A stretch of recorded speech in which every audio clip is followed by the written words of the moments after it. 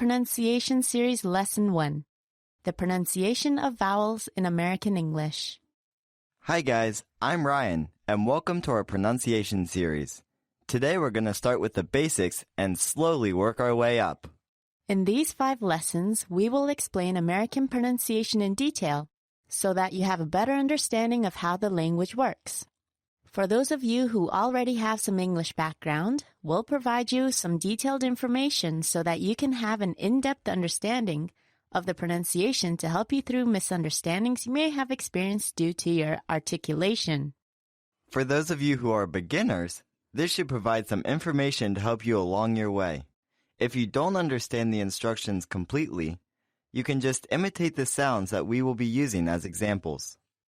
As you know, different languages have different sounds, and sometimes it's difficult to imitate the sound of another language when learning it.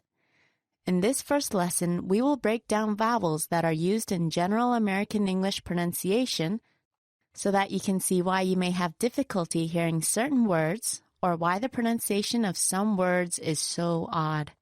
But before we begin, let's review the alphabet. When we say that something is in alphabetical order, it means that it goes in this order: A, B, C, D, E, F, G, H, I, J, K, L, M, N, O, P, Q, R, S, T, U, V, W, X, Y, Z. If you're teaching children the alphabet, then there's a little song that they can sing along to help memorization.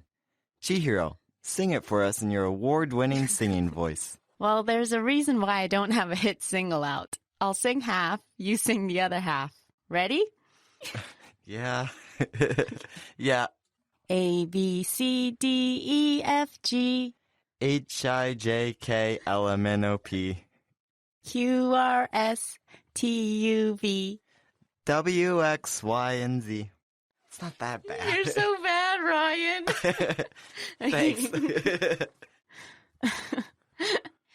And that's what you can sing to young children to help them know their ABCs. It's the same tune as the Twinkle, Twinkle, Little Star for those who know that song. Now don't worry, there's no more singing, listeners. Carrying on, the English alphabet is based on Latin and has 26 letters. Each letter has an uppercase form and a lowercase form. When written in cursive writing, it may look slightly different from print. Also, depending on what font you are using when typing on the computer, some letters may look slightly different. Now, as we mentioned before, we'll be looking at the vowels of American English. The 26-letter English alphabet has 26 sounds divided into 2 groups. The English alphabet has 5 vowels, which are A, E, I, O, and U. While there are only 5 vowels in writing, there are 18 to 23 vowel sounds depending on the researcher. Vowels generally fall into 2 categories. The sounds are made by positioning the tongue in front, center, and back of the mouth. We make front vowels with the tongue positioned in the front of our mouths. We make back vowels in the back of our mouths, and we make central vowels in the center. A monophthong is a single vowel sound, also known as a pure sound. A diphthong is when the tongue changes its position and glides from one vowel sound to another. A triphthong is when the vowel sound changes its position 3 times.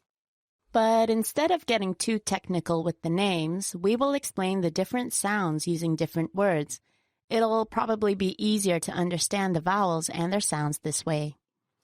Let's start with the front vowels. The E sound in the words Heat and leap. The I sound in the words Hit and tip. the I sound in the words Met and kept.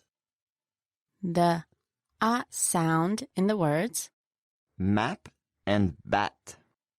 Those are the front vowel sounds. Here are the example words again. Heat, leap, hit, tip, met, kept, map, bat. And next we have the central vowels. The sound in the words Nut and cut. the sound in the words the and away. There's actually one more according to some linguistics, but since Ryan and I don't pronounce it, we won't go over it. So the examples again for central vowels are Nut, cut, the, away. and here are the back vowels. The oo sound in, Loop and boot.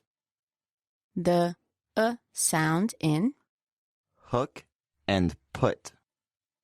the sound in, Thought and fought. the sound in. Hot and bog. Those are examples of regular short vowels. Some vowels that are close in sound may not be so important to differentiate. However, some words may have vowels that depend on the sound difference of the vowel as well. They are usually not extremely close in this case. Let's carry on with our diphthongs. Okay, let's do that.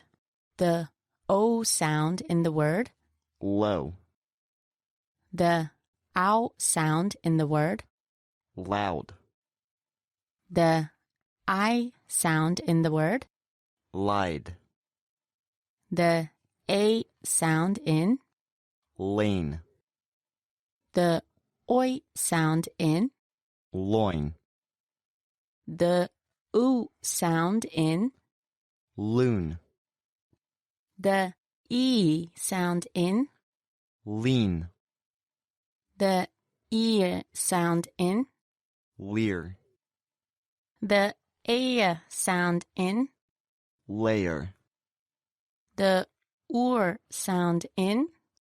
lure, Remember that diphthongs are sounds that change from one sound to another.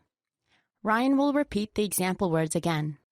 low, loud, lied, lane, loin, loon, lean, leer, lair, lure.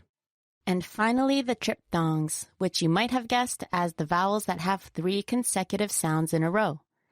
Let's start with the hour in the word, Sour, the ire in the word, liar, the air in the word, mayor, the oya in the word, royal, and the owa in the word. mower, Again, those examples were sour, liar, mayor, royal, mower. Dictionaries will have the pronunciation represented in a phonetic form, which may be the IPA symbols or another form of phonetic representation. If you know the sound represented by each symbol, then you'll be able to know how a word is pronounced by looking at the dictionary. However, if you don't know, then it may be easier to go online and look at a dictionary with a sound function to it, so that it enunciates the word for you. Sometimes, as we mentioned before, it doesn't matter if you pronounce a vowel differently, but sometimes it does matter in that it could be an entirely different word. The more you practice your pronunciation, the more you'll be able to hear the different vowels, and the more you'll understand. You might also avoid some embarrassing misunderstandings you might have had in the past as well. Good luck with these, and keep practicing. Keep practicing. Keep practicing.